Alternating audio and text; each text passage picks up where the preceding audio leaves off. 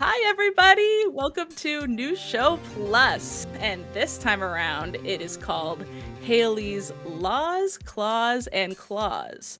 That might make more sense in a second when I show the beverages I'm drinking, but my name is Haley McLean, and I am the community manager of this lovely community known as MinnMax. Hello, everyone! Hi, chat! Chat's up on the screen today, which is very exciting, so hopefully there'll be some questions.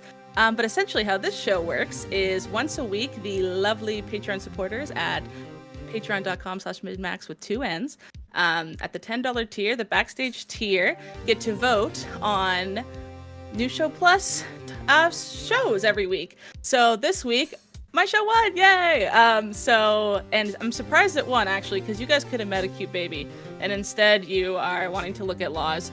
Boring, that's okay. But we'll have fun today. Not that laws are better than a baby, but we'll see at the end if we figure that out.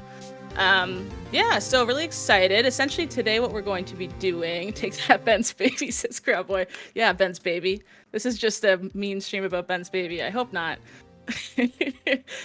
Today, how this kind of came about was I was on the last episode of the MinnMax show. And we were talking about a few different things, but I think maybe what grabbed people's attention was I was talking a bit about publishing agreements. And the context is that I actually am an actual lawyer. I think Ben calls it a real life lawyer in the show. So I actually am a lawyer. I'm called to the bar, and I specialize in video games. So most of my clients are video game developers, which is super fun. I work at my law firm, Voyer Law, and I was brought on to that firm specifically because of my background in games and that kind of thing. So I have a specialization in IP, intellectual property, and I really just love games. I used to work at Game Informer. That's how I met Ben and Leo and the crew and stuff. And then after that, I shifted into law after journalism stuff. So this is me now, and I'm really excited that people find it interesting because that's so fun, and I'm really excited to talk about it. So yeah, kind of some people in our suggestions channel on Discord were like, Haley should talk about end user licensing agreements because I'm a nerd and I like these. So I read them when I start new games, and I actually draft these for clients too. So I have a couple that stick out in my head that I kind of want to talk about today. And you work in IP freely? Is that a mean thing where I say something inappropriate? IP? Oh. Wow, it's a few minutes in, Rich, and you got me already. Yeah, I do work in IP freely. You got me. And then the clause, the third clause in this is that I am drinking White Claws. Which, you know what? I'll take any excuse to drink after work because I'm a lawyer, and that's on par with us, I've heard. So I'm going to be starting with a beautiful ruby grapefruit. I hope that's good. I actually got the variety pack, so there's some lime coming up, black cherry, and mango. And I thought, let's start out with what are terms and conditions, because you know what? It's the thing no one reads. South Park did that whole hilarious episode where everyone got sewn together a la Human Centipede. That's not actually in any of the ones I'm showing you today. You don't sell your soul or anything like that. But they can be very confusing and they can be very legalese. And also, I'm going to be looking at chat the whole time. If there are questions, happy to talk about them. I will say at the top of the show, everything is presented for informational purposes only. Nothing's legal advice. I have to do this. This is like something I need to do frequently. Any conversations between myself and you do not constitute a lawyer-solicitor relation or solicitor-client relationship, and I do not warrant the quality, accuracy, or completeness of any of the legal information discussed here today. Do not refrain from acting or act based on anything I say today. Isn't that fun that I have to know that by heart and say it frequently? Now that all of that is put aside, essentially, terms and conditions are it's essentially a contract between you and the service or product provider, and essentially details how payment works, how their contractual relationship works with you, what you can and can't do with their intellectual property, all that fun stuff. So games are interesting in that I think the IP portion of these terms and conditions can be very detailed and very specific because games kind of exist in this crazy legal gray zone where, technically speaking, any kind of gameplay you show any time, unless you have a license to it, is copyright infringement. But game developers want you to show gameplay and play your games on Twitch and YouTube because it just is free marketing. So we have this weird symbiotic relationship where game devs want you to violate their IP rights, but they can also take it back at any time. So the streamers and the YouTubers and the Let's Players, they kind of are at the biggest risk because they're putting all their effort into making these content channels, all these things, doing all these things, and essentially every license you'll ever get from any kind of publisher or developer is rightfully revocable. They could just take it back at any time. So we'll see some of that kind of language detailed in the licensing parts of these. But that's kind of where these things are at. So terms and conditions are different from a privacy policy. Privacy policies detail, I see that comment, what was it? How much of the data can they steal from Starkiller? So privacy policies deal with data, and there's different laws that govern like what they have to do in relation to your data. So I would say in terms of the chillest, lowest bar, probably the US. Sorry, US. They have the Privacy Act 1974. It is like super chill. They can pretty much do a lot of whatever they want with your IP or with your data under privacy law. Yay, USA. That's not to say that certain states don't have really strong privacy laws too. California comes to mind. They're super strong. In all of my terms and conditions and privacy policies that I draft, we actually carve out California visitors and detail exactly what they like, the additional rights that they get. Oh, thanks Hitmonchan for the sub. Does this sub give me attorney-client privilege? No. I wish I could make a joke and be like, yeah, but I can't even make the joke. But thank you for the sub. That's hilarious.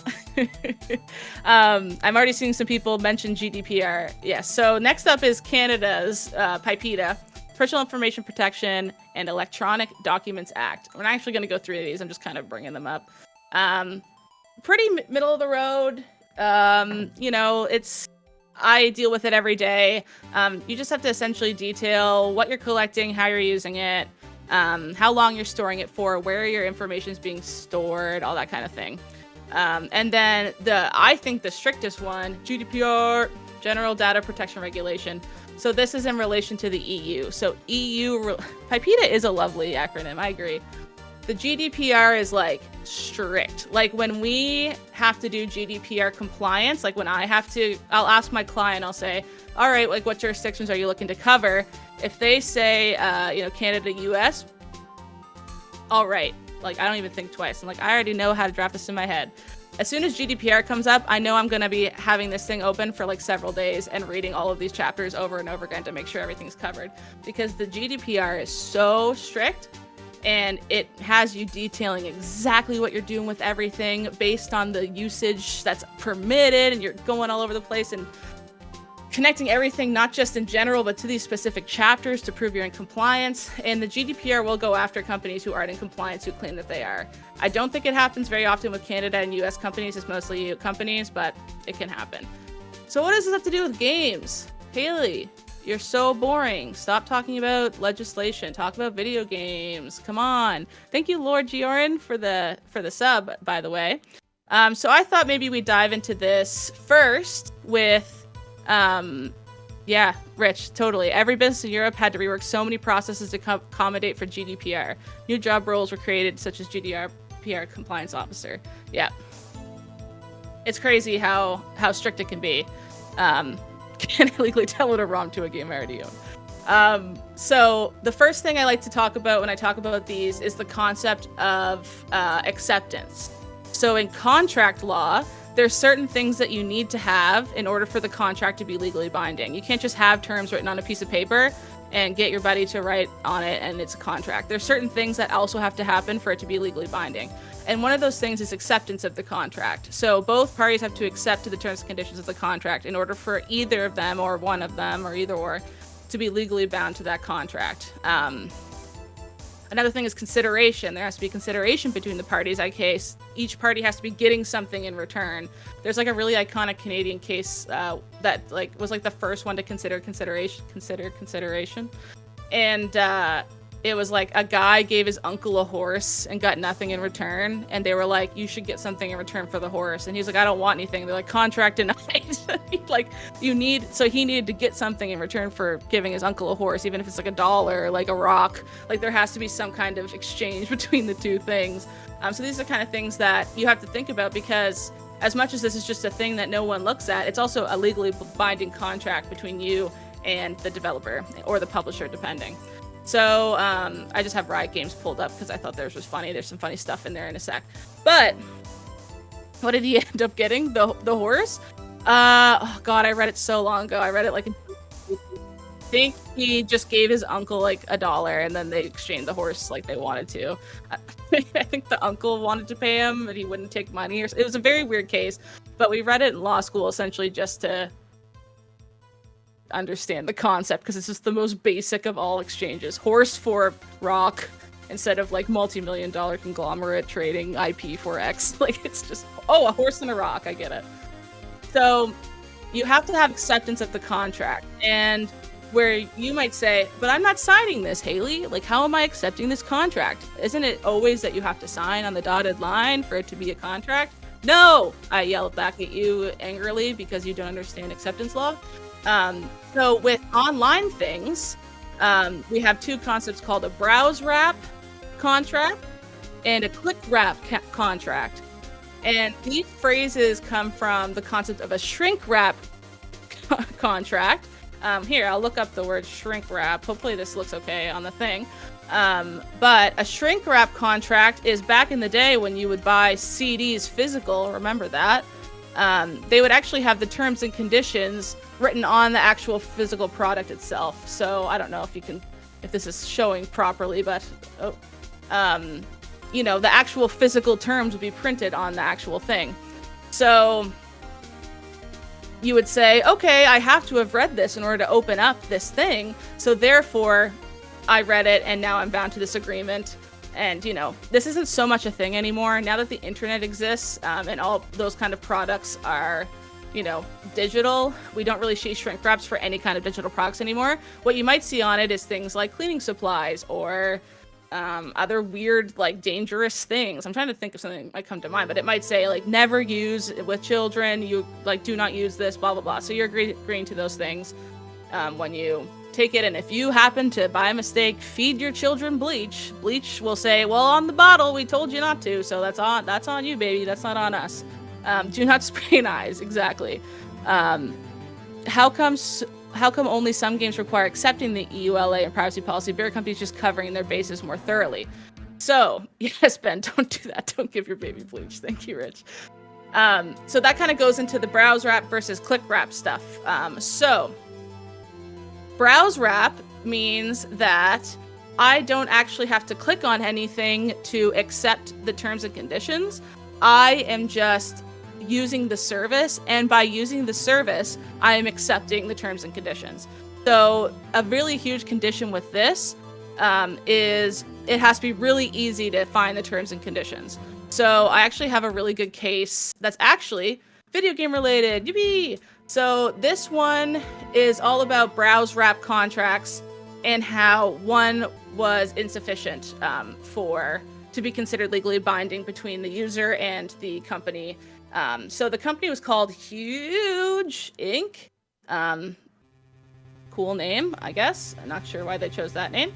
So they were suing because they wanted to submit the user who violated the terms to arbitration. So if you're not familiar with arbitration, like, instead of going to court, you have to sit down and chat about things nicely and try to resolve the issue with, like, an arbitrator. So it's essentially trying to lower costs so that if they're ever getting sued because of their website or service or whatever, here it's a game. I should sip my White Claw. I haven't done that in a long time. Delicious.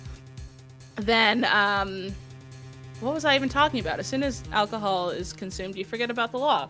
I'm sure Charles Dickens or something would agree. Delicious and hydrating. Is that the dude from Halo, the arbitrator? That sounds correct. So they wanted their user to be bound to arbitration because essentially they'd save money and not have to go to court and deal with all the exorbitant amounts of money that goes into court stuff. So they said, hey, our user is bound to our terms and conditions. We have them right there on our app. And I think actually look, they have figures and everything. Here's our app. Huge casino, Vegas slots. But the problem with this was it's very hard to find their terms and conditions. So here, the lovely lawyers for the defendant were like, look how hard this is. You have to go to more. Oh, all this stuff comes up. What even is this? Blah, blah, blah. Boring, boring, boring. Go all the way down here. Here it says, read our terms of use and privacy policy, and it's not even hyperlinked. So your user has to use their stinky finger, copy and paste this, put it in a browser, then they can read it. And that's just so much onus put on the user that ultimately what got decided here was they are not bound to the agreement because they didn't accept the agreement. It was too hard for them to find the terms. It was undoubtedly a browse wrap. I think they even they say browse wrap in here. Let me look that up. Browse wrap. There it is. Click wrap agreements require users to affirmatively assent to the terms of use before they can access the website and its services. Browse wrap agreements do not require the user to take any affirmative action to assent to the website terms. In some situations, a user may not even know a website has a user agreement. This agreement is unambiguously a browse wrap agreement. Wilson was not required to assent to Huge's terms before downloading or using the app, or at any point at all. Huge did not notify users that the app had terms and conditions, let alone put them in place the user would necessarily see. So, in absent of the knowledge that they were bound to these terms, they actually said, nope, you're wrong, huge corporation. And they were not bound to the terms and conditions, and they weren't bound to the arbitration clauses, and therefore they could sue them wherever they wanted. So they eventually sued them in court. So interesting, right? Like that's an example on why we as lawyers these days say to our clients, don't do browse wrap, do clip wrap. Please, please, please. You want to see some kind of onus on the user to click something, and you've probably all done it even 3 times today. I've read the terms and conditions privacy policy. I understand what's going on. I consent or whatever, those kind of language. Usually it's just I agree to the terms and conditions privacy policy and then have them hyperlinked so that that's even greater. It's like, oh, it's so easy. I just had to click on it and read it. Essentially, you want to give your users all the tools in the world so that they can never come back and be like, I didn't read that. I didn't know that was for me. So there's a good case. I won't get into it because it's Canadian law and Americans don't care about Canadian law, which is super fair. But Rudder versus Microsoft Corp was another interesting one. So in this one, he was saying that he was not bound to the terms and conditions because he didn't look through all of them. And he saying I clicked I agree, but I didn't actually know what I didn't actually scroll down. So this was an interesting case because this is 1999. So this is quite a while ago. And what this case was trying to decide was whether when you're reading an agreement, you're actually flipping paper. It's crazy that we had to think about it this way, but this is what happens at the start of the internet. So many cases came out that were like, how do we treat the internet from a legal sense? This guy was saying because he didn't scroll all the way to the bottom, oh, that's so much work. He shouldn't be bound to it because he didn't see everything. So essentially what the judge decided here is scrolling is akin to turning a page. You would never say if someone held a contract in front of you and you didn't turn the page that you weren't able to read the entire thing. You could scroll and look down and look at everything. So that's kind of how they compared things. And that's also another thing that we're seeing in more and more cases and more companies doing, and that's exactly what you're asking, Starkiller. Why do you see some scroll and some don't? It's just more, honestly, their lawyers are probably do as much as you can to take the onus off you, because if they're checking a box, it's hyperlinked, and they also have to scroll all the way to the bottom before they move on. How could anyone ever come back and say, I didn't have an opportunity to read this? They're quite physically going all the way to the bottom of the page and then moving on. That's on you, buddy, if you haven't read it at that point. So it's just the more you can do, the better your protection is. So some lawyers say, always have them scroll to the bottom before they move on. Some say just the clip wrap is fine, just I click to agree. And pretty much no lawyer nowadays will say browse wrap is sufficient. You always want the checkbox and affirming the acceptance of that contract. So that's kind of how we approach these things to start. I thought another good one I think probably the best one to start with is probably Fortnite, because they're just the most IP barfy company in human history. And what's also interesting about Fortnite is it has a really good fan content policy. I say really good from like my lawyer perspective, not for everybody making whatever they want freely on the internet, which I know could be the alternate way to consider it. But so this is Fortnite. At the very start, something else that's kind of interesting that's just kind of come about with case law is the screaming at the start. And whenever I write these, I always, in my head, I'm like, the following terms and conditions apply to your use. Like, it always is just in a yelling voice in my head. But again, this is just further, like, arguments to be made that the really important stuff, you can't say you didn't see it, because not only is it here, we have it in big old letters, easier to read, easier to see, and they actually, like most good terms and conditions at the very top will say, you know, by accepting this, you are waiving your rights to certain things, or you are agreeing to a limitation of liability things limitation of liabilities that might be held against you. So some of the things that are the big legal things, they might say at the very top. I don't think Fortnite does do this. Please read these terms carefully before you start to use the service. By using the service, you accept and agree to be bound and abide by these terms of service. If you do not want to agree to these terms of service, you must not use the services. So this is a browse wrap language, but then Fortnite also follows up and says, click I agree, whatever, whenever you're booting up a new game or you're entering something, downloading something, they always have the click to I agree and all that kind of thing. So this is, even though this is browse wrap language, it's supplemented by click wrap things elsewhere.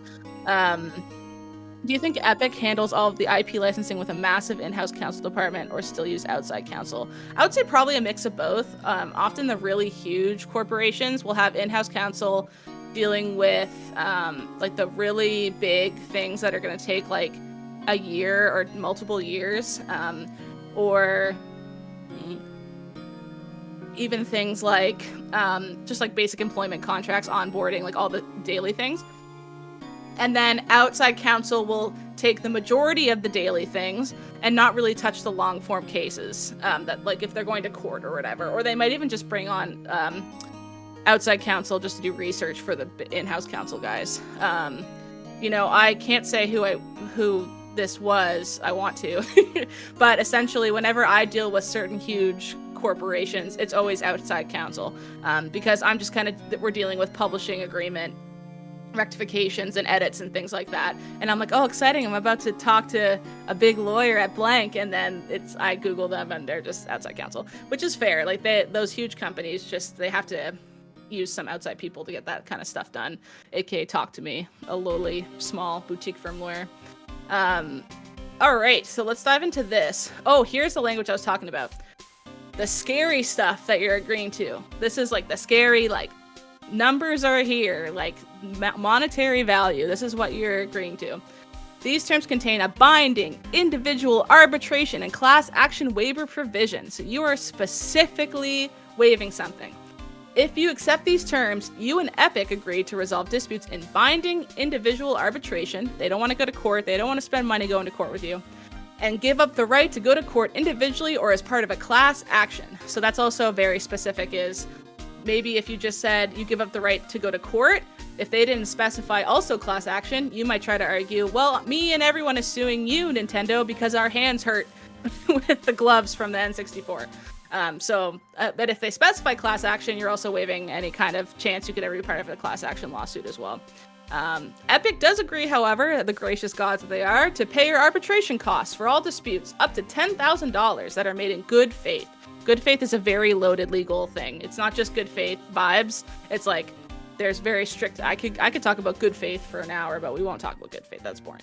You have to be legal age to enter in here. Like if you're not legal age, your parent and guardian agrees. That's basic, like child privacy laws, child contract laws. Children can't consent to agreements, so you need to get a guardian or parent to do that.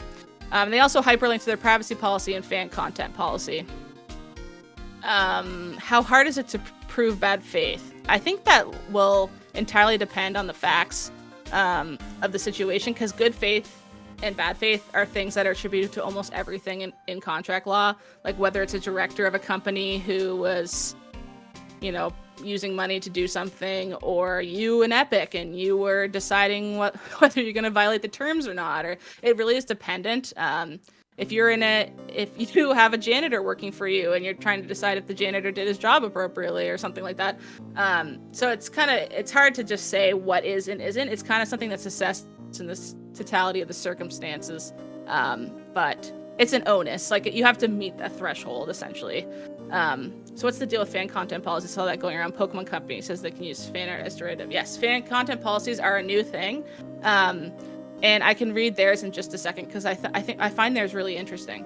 But one thing I do want to talk about, we're not going to go through everything. Like, I think we'd be here for years and years if do you really want to hear about their billing payment balance stuff? Blech, boring.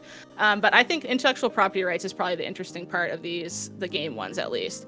So there's two ways you could use someone else's intellectual property. They could assign it to you, like they sell it to you, but the word assign is very specific in IP law. So that means they're transferring ownership. You get to do whatever you want with it after. Hi, Crater!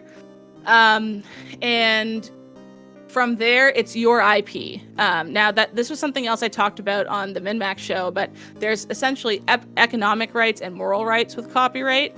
Economic rights can be transferred and sold and put in a trust and do whatever you want with them. So you're essentially, if someone was assigning their IP to you, they're assigning the economic rights.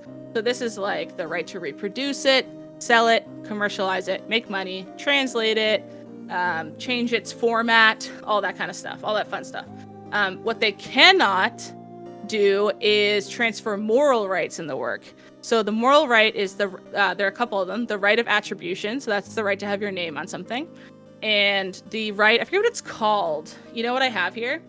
This is my binder from when I was in law school for intellectual property law only. And this is just the notes I brought to my exam. It was the worst. It was so much work to get this organized. I had the entire Canadian Copyright Act in here in case I needed it. I also didn't do it. Oh, claw check. Thank you, Bob. I appreciate the claw checks, honestly, because I'm forgetting that I need to also be drinking White Claw. Let me see. So, moral rights. I got my notes here. What's it called? No, we don't want patents. We want copyright. Patents are a whole nother piece of work. Maybe that could be a second potential show for New Show Plus. Another thing I really like talking about is video game mechanic patents. So if y'all want a part 2, video game mechanic patents with Haley, that could be the next one. I know everyone always thinks about the Warner Brothers one, but I assure you there are hundreds and hundreds and hundreds of other ones that no one talks about. Moral rights may not be assigned. The right of integrity. That's what it's called. So the right of integrity is the author's right to the integrity of the work.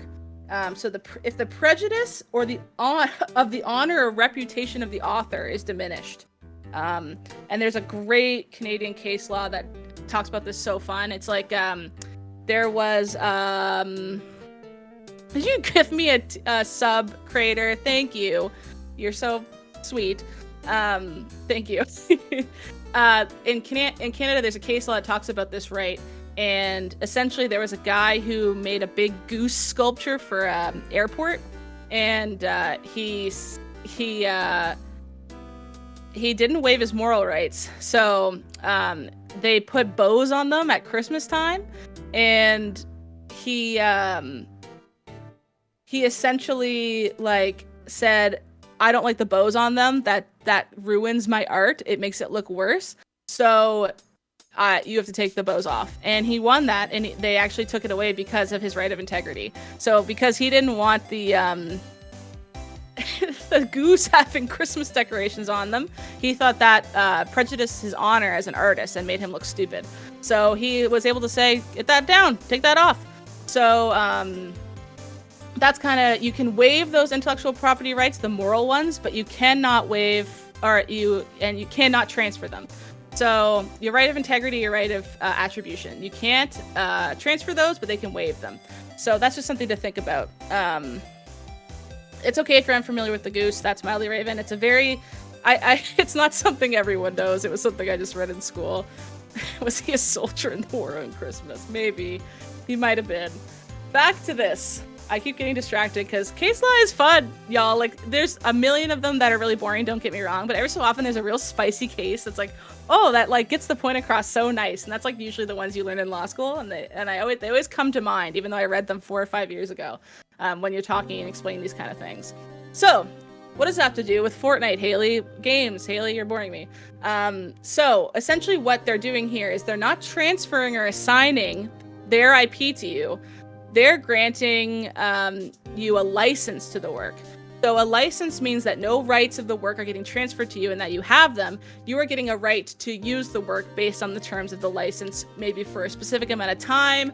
And there's all these really specific words that us lawyers put in front of licenses that you probably have heard before, like exclusive, sublicensable, assignable, commercial, revocable. Like, all these things are not just things we like think are fun to say. Like, they're very specific words that detail exactly what you're allowed to do with the license. So here, the Fortnite people, Epic, are giving you a license to their intellectual property, and they're saying exactly what you can do with it. So the services, including all content, features, and functionality thereof, are owned by Epic, its licensors, or other providers of such material. So they're saying, we own everything. Don't even get it wrong for a sec.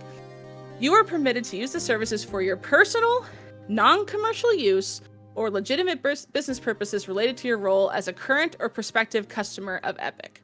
So they're saying you can't be selling their stuff or use it commercially unless you have a legitimate business purpose, which I'm sure they get into later. You cannot copy, modify, create derivative works of, publicly display, publicly perform, republish, or transmit any of the material through the service, or delete or alter any of their copyright, trademark, propriety rights, notices, blah, blah, blah. If you're in compliance with these terms, you're permitted to use unaltered copies of portions of the content that's publicly available on the website for limited non-commercial purposes or discussing such content. So that is their license to you. And something that's really important to consider, and probably is, now I'm going to jump to the fan content policy, unless there's anything else in here. You can only use the services for lawful purposes. Limitation of liability, boring. Identification, boring. These are called boilerplate, is a word that we use, which means that these kind of terms are in every single agreement you're going to see. Binding arbitration, no class action, what we talked about. Look how detailed they get. How we'll do the procedure. You have to come to North Carolina, and we're going to have a nice jam. We're going to have a jams arbitration. The exact location, into real detail here. Language, their copyright claim department, general questions. And look, they have some EU compliance here. So let's go to their fan content policy, because that's what I'm also interested in. This is more of the IP thing. Okay. So these are a very new concept for games, and we're starting to see more and more game devs want this. So essentially, like, they can have the license that says what you're allowed to do, or not just in their terms and stuff. But what they're finding is sometimes it's too legalese. It can be too complicated when it's nestled in so far. Like, are we really sure that enough people are reading it? Like, we kind of want to make sure people are reading it. Crater, could you explain a bit why some dictate where you have to go for arbitration and others are more vague? Usually, the bigger the company, the more detail for arbitration, because they've done this before. If you find more vague rules for arbitration, they've probably never had to go to arbitration, because why would they get into more detail? It's like a new thing for them. So, but for this, Epic, I'm sure Epic's been sued and has sued people multiple times. So they probably have, we like going to North Carolina because of XYZ. Like, who knows what I'm not sure why they choose North Carolina. I actually have never heard of that. Maybe that's where their corporation is based out of, although I'd imagine it's a Delaware corp. And they just want it to be done the exact way they want it done. Probably like for the weather. Yeah, exactly. Are they based in California? Oh, Cary, North Carolina. Okay, interesting. So that's just where their corporation is based out of. So they want you to come to them. And the more detail they have, the easier for them to just get it over with and get it done quickly, because they can say, did you agree to the terms? Yep. All right. And they just have the entire arbitration thing shoved at you and get it done. So that's kind of the thought behind those things there. So why is that? There we go. Yeah, so Texas is another big one. Sprinter Star with, that's where a lot of the patents are filed, or people go to try to litigate patent stuff, because the District Court of Texas is notoriously patentee friendly. So people who file patents almost always win there. So that's why so many video game patents are developed, are litigated there. They choose that to be the place of litigation. So fan content policies. So it's almost like taking a little chunk of the terms and separating it to make it more digestible and make it easier for people to read. Because they actually, like, as much as that other stuff, it's like they know people aren't reading it, they really want people to pay attention to this stuff specifically, because they want you to use their IP, but they don't want you to use their IP in the way that they don't want. So that's ultimately what they're doing when they separate it and they plunk it over here, is because they want to make sure that more people are reading it. And if it's a short, like, see how short and nice this is? Like, oh, I can read this. Who cares? But if you go back to the last one, this is significantly longer and contains way more legalese that just normal people aren't going to read. Even if they're getting bound to it and they know they're getting bound to it, people don't read these. But they might read this. So Epic here, what they're essentially doing is detailing exactly what IP you could make as a user. So we'll look here at the general rules. You can create fan content, and notably fan content, these kind of things are always defined. So if we come up here, fan content means your personal, non-commercial fan art, such as artwork, videos, other materials, that is based on Epic IP, as well as Epic IP-related websites and apps that are free accessible to the public. So it's things you make based on their stuff, aka derivative works, and their IP itself. IP. So they're saying this policy applies to the fan content you make. Anything you make that violates this policy is strictly prohibited. So this is it. This is what you are and are not allowed to do. This only applies to Epic IP you access pursuant to their terms of service and user license agreement or other things. All fan content must be appropriate for the audience of Epic IP and consistent with the spirit and tone of Epic IP as determined by Epic.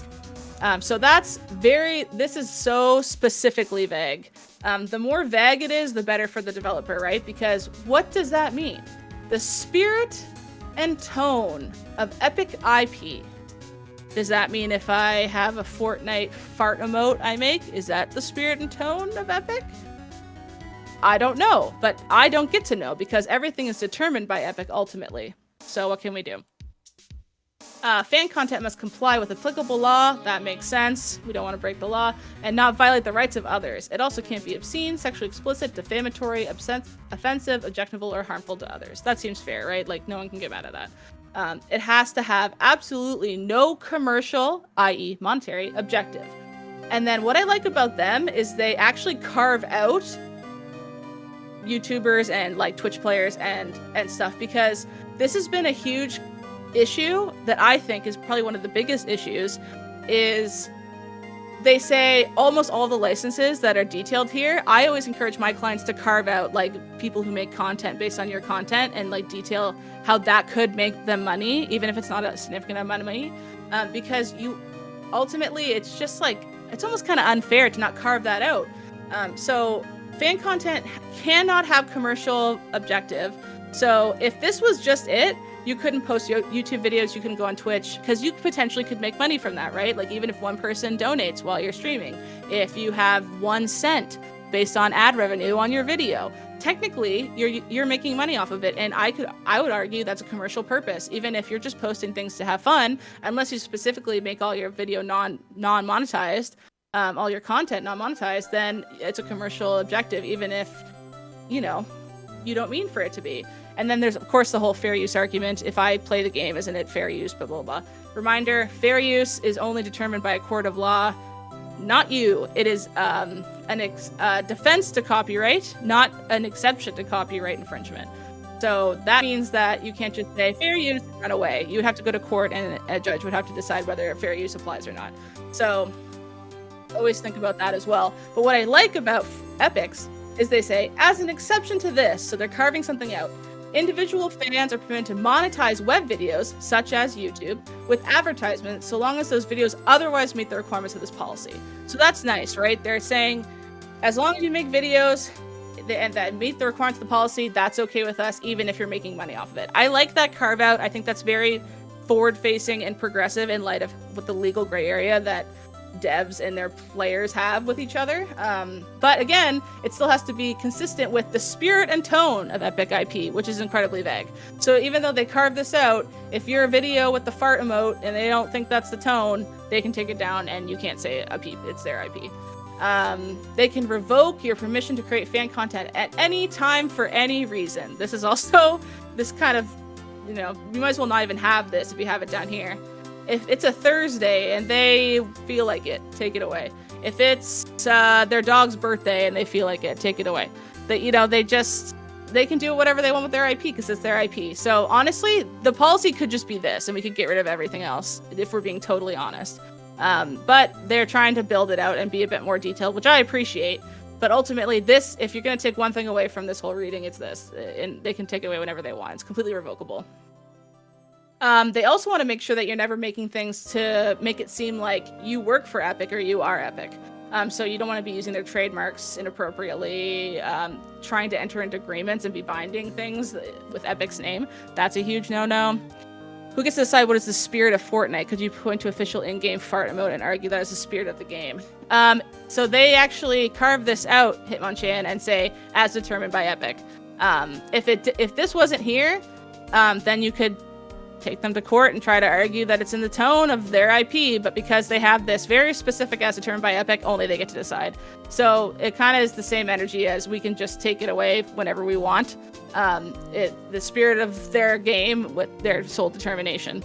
Now what? I never played Fortnite, so I never clicked on ULA, but I just do reaction streams. Am I still kept the letter of the law of the ULA? Oh, if you're reacting to somebody else's thing. Something always to remember is just because you're not the initial copyright infringer doesn't mean that you're not also infringing copyright. There's interesting arguments to be made that you might not be bound to the terms, but still, if it's something that's not, it's still copyright infringement, because even if you're not bound to the terms, then therefore you don't have the license anyways, right? It's kind of like a double-edged sword. Either you're bound to the terms and you're following the license, and therefore if you violate the license, they can take it down, or they can take it down whenever they want, or you haven't been bound to the terms, therefore you don't have a license and it's still copyright infringement. So kind of either way you would lose, I guess, Bob. Is the easiest way to put it. Everything's reserved by Epic. If you use any of their marks, you have to follow these rules. So their marks are their game logos, trademarks, that kind of thing. Marks can only be used in discussion of Epic products and business. Enhance and not damage the reputation and goodwill associated with the marks. That's very specific, like trademark law language. Don't use it on any official Epic website. Don't try to register any confusing names, and don't alter any marks. They also specify mods, which is interesting because not a lot of. I was looking at the Sims 4 one because I thought the Sims 4 has to have mods carved out, and they didn't really. Not really specifically, I thought. But as you know, this is very colloquial and nice. Epic allows fans to create modifications or enhancements to some of our games pursuant to the end user license agreement for those games. Please note that this policy does not change our game end user license agreements with respect to mods. So they're just saying that like each game has its own specific rules around mods. And don't send us your unsolicited fan content. They'll be deleted without review. This is because you could try to argue that if you sent a cool idea to Epic and then the next year they have a game that's exactly your idea, you could say, well, that's my idea. Isn't that protected? Blah, blah, blah. So they just straight up say, don't send us anything. We won't even look at it, even though they probably look at it. Because they just want to make sure that they'll never get in trouble for stealing people's ideas. They don't want your ideas, so they will get sued. So that's Fortnite. That's interesting. And then something that's interesting about Fortnite is they're very litigious, meaning they sue a lot. I should probably drink some. So this was an interesting one showing that North Carolina law. This was against, at the time, this guy was 14 years old, I believe, Caleb Rogers. This is 2017. It didn't get resolved. Look at this. This is the resolution. What year is this? 2021. So Buddy was, I can't do math, 4 years older. He was 21 when this was done. I should be able to do that because it's 2017, he's 17. That's easy math. So essentially what happened here was this kid was cheating on Fortnite, the greatest cardinal sin, and he was posting videos on his account. And they did not care. They said, we're suing you for copyright infringement. He's been banned from Fortnite for 14 times. Nevertheless, he continues to play using other accounts using false names. Jurisdiction, they want to be North Carolina because of what? The arbitration clause and the jurisdictional clauses. Epic. And then Caleb Rogers, aka Sky Orbit, was his channel name, I suppose. So, I mean, these are like fun to read. Like, they talk about how what they think constitutes as cheating and how it goes against their terms and conditions privacy policy. And kind of the layer there is, if you violate the terms, then you violate copyright. Because that's kind of like what Bob was saying before. Well, what about if I'm not the one violating not the one playing the game? It's like, well, then you don't have a license and you're violating copyright. So if they can prove, the first step is proving that you violated terms of service, and here's their long factum detailing why he violated the terms of service, the end user licensing agreement. And then once you prove that, then you can prove copyright infringement. So it's a very structured thing you have to do, is like, if he doesn't have the right, then he has infringed our right, is essentially how these always play out. So here's their second claim for relief, all this kind of stuff. So blah, blah, blah. This goes on and on for years and years, but he's finally 21 years old and they settle out of court. So here's the notice of settlement. But this case is just good because, like, I can't go into it now because we're already running out of time. Look at that. But it essentially details how they view their own terms of service and how they should be applied, which I think is always interesting when we actually get the corporation in a factum detailing, here's our terms and how we think they should be bound to you, because that's like very interesting information to me, at least. Let's do a couple fun ones before we end because we're almost done. And sad, like, we're almost done, but we'll do some fun ones. I think this is a hilariously bad one. And actually, I learned just by looking this up for today that they've actually updated it, so that's good. But this is how it used to be for Persona 5. This was their streaming content policy, and I could not believe it. So look at the way they talk in this. It makes me want to die laughing. We know this game means a lot. We're so happy you can suit up and do all this stuff. Please do not post any specific plot points or story examples in broad strokes. You're more than welcome to show confidants, but don't show the relevant room, the dungeons, etc. Like, it sounds like I wrote this when I was 12. I kind of love that though.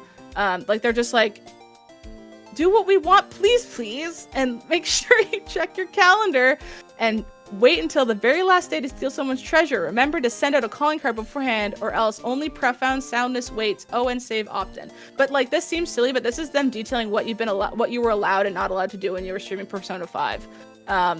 If they say please, is that legally binding? No. It could be, depending on what's written afterwards. I know, I didn't even finish one White Claw because I was talking too much. Oh god, they're so carbonated. So this is their new one, a lot better. I haven't read through the whole thing. Look, they have some in French. Isn't that kind? They got a few other ones, but essentially it's less like please, and more like, here's actual rules and guidelines for how we do this. Let's see. Mojang's interesting. I could talk about Mojangs forever, but they have a lot of detail about specifically what you're allowed to do with their content. Like, look at this, naming guidelines. I've never seen anything like this until I was reading it today. They talk about if you're posting like videos or websites or whatever, how you should name those things. So here's some examples. Kotaba Miners, a Minecraft server for redstone bills. We're cool with this. What are they not? Minecraft, the ultimate help app. We're not cool with this. So they like give out really nice examples and talk about it in a very like chill way. It's like that, like, because children play Fortnite a lot of times. So it's kind of trying to apply to those kind of situations. So I thought that was cool. Read Mojangs if you want. I won't go into it now because we're running out of time. Nintendo's hilarious. Read Nintendo's. It's so strict. It's like scary strict. Their license is like revocable all the time. They don't do nice carve outs like, Epic might. As we can see with the Tears of the Kingdom stuff with all the takedowns they were doing. And this is also like, you have to also consider, this is Nintendo's terms of use on their Nintendo website. But when you play Tears of the Kingdom, it would have its own one too that would reference these terms as well. So they're all like nestled in together, and there's like additional ones. So like, you're being bound by more than just one thing. Often when you sign these, and that's what he's saying. They say here at the top too, probably like you're also bound by privacy, blah blah blah. And I thought riots was fun because this is just like a very specific lawyer thing. What was it? Shout. I saw something that was. Oh yeah. So headers are very specific under legal law, contract law. So the headers of things like detail stuff. And what they did was really fun is they had a bunch of silly stuff in their headers. So like, I don't own my virtual content? No, shouted all the lawyers. And then they had like other, I can't really find them now, but like they were just being really cheeky and fun. And then what they do is at the very end, and this is another boilerplate clause. Where is it? Head. All these silly headings legally binding? No, these headings are just our lawyers' way of trying to be engaging and funny. Other lawyers find these headings to be appropriately engaging and funny. Agreed. I think that's really funny. And then this is the actual term underneath. So what we normally do in other contracts is say headings are provided for informational purposes only. They are not legally binding and shouldn't be used in consideration of the rest of the thing. So that's what they say here, and then that allows them to be like super silly in the headings. Like they could say poo poo pee pee and it would be fine because they wouldn't do that because even then I think the lawyers would be mad. But I just thought that was really fun. I've never seen that. Like they took a legal concept that headings aren't supposed to be incorporated into the terms and made that the place where they played and have fun and were like silly about it. So that was a very unique one. Maybe that's the one we'll end on. Because, you know, I like to be cheeky and fun, but I don't like to be cheeky and fun in things that are legally binding to my clients. So I don't normally get cheeky, but I think that's a really fun workaround. And like, you could tell a lawyer thought of that because that's fine. Like you're not gonna, if it's in the heading, look, they're being cute with the little brackets. Oh, I love it. Very cute. So that's how you get away with being cheeky and fun. Yes, exactly. And I mean, we could keep talking about all this stuff for hours and hours, but we're about at the end of our thing. Is there another one I could recommend? I was trying to find ones you'll be not surprised to find. I was trying to find terms and conditions for like notoriously awful games, like Life of the Black Dragon, I think it's called, or whatever. Vroom in the Night Sky. I've heard that this is like the worst game ever. It's still $12 for me Canadian. And it's on the Nintendo Play Store. I cannot find terms and conditions for them. My whole thought was like, I wonder if they tried with terms and their games were bad. Like maybe they have good lawyers, but the developers are bad. But they don't even have them anywhere. I couldn't find them anywhere. So that essentially puts it to you that like, if a game's bad, they probably didn't try on the legal side either. There won't be any terms and conditions. But yay! So that, how about we end it there? So that was New Show Plus. Haley's Laws, Claws, and Claws. And I'm sorry I didn't even finish a single White Claw. I'm bad at chugging. I know some people are saying please chug the claw. It's not too late to finish one. Oh, I'm actually pretty close. Okay, ready? I'm so bad at chugging.